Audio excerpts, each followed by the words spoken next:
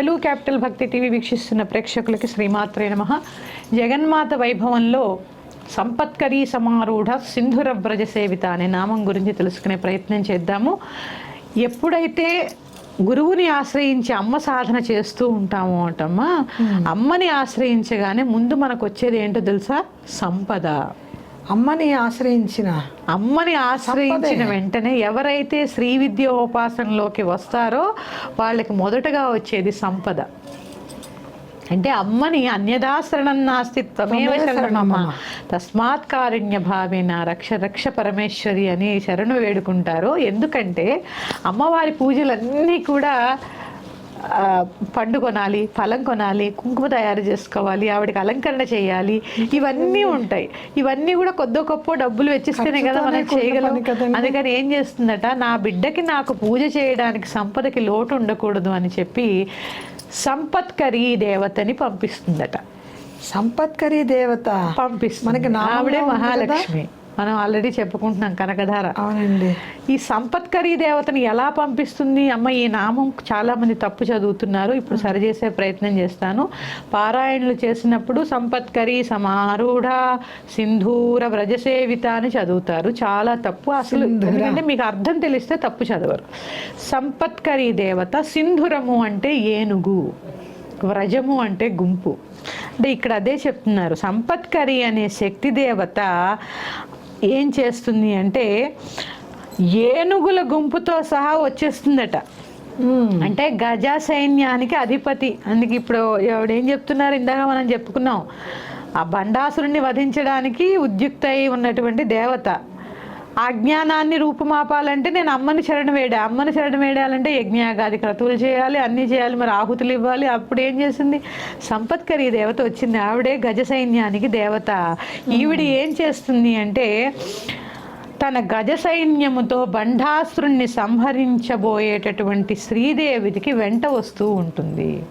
ఎన్ని ఏనుగులు మదించి ఉంటూ ఉంటాయి, వెంట వస్తూ ఉంటుంది. ఎందుకంటే మరి యుద్ధంలో ధనం కూడా చాలా అవసరం కదమ్మా, ముఖ్యం కదండి.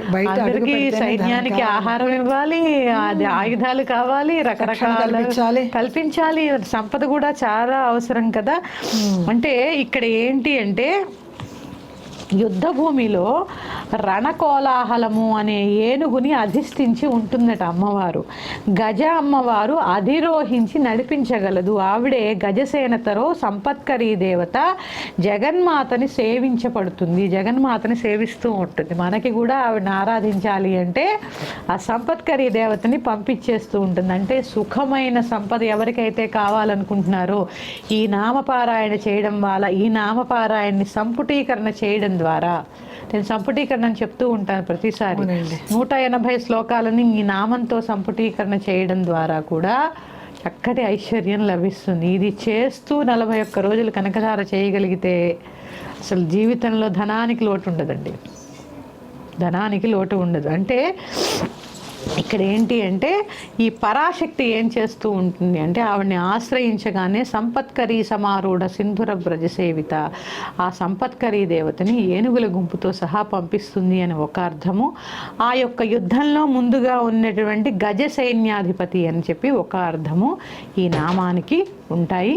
తప్పు చదువుతున్నారు ఈ నామం అన్నారు కదండి, ఆ నామం మీ నోటి వెంట ఒక్కసారి తప్పకుండా తెలియజేస్తానండి. అమ్మ, మనము లలితా సహస్రనామాన్ని అనుష్ఠుప్ ఛందస్సులో చదువుతాం. అవునండి. అనుష్ఠుప్ ఛందస్సు అంటే 16 అక్షరాలు 16 అక్షరాలుగానే చదవాలి. దీర్ఘాలు లేని వాటికి దీర్ఘాలు పెట్టడం అనేది చేయకూడదు. ఈ నామానికి వచ్చేసరికి ఏం చేస్తారంటే సంపత్కరీ సమారూఢ సింధూర వ్రజసేవిత అని ధాకి దీర్ఘం ఉండదు పెడతారు. సింధూరము అంటే మనం పెట్టుకునేటటువంటి బొట్టు, సింధురము అంటే ఏనుగు. ఆవిడేమో ఏనుగుల గుంపుతో సహా నీ ఇంటికి సంపదని పంపిస్తానని చెప్తోంది. మనం దాన్ని మార్చి చదివితే ఎట్లా? సంపద కావాలిగా.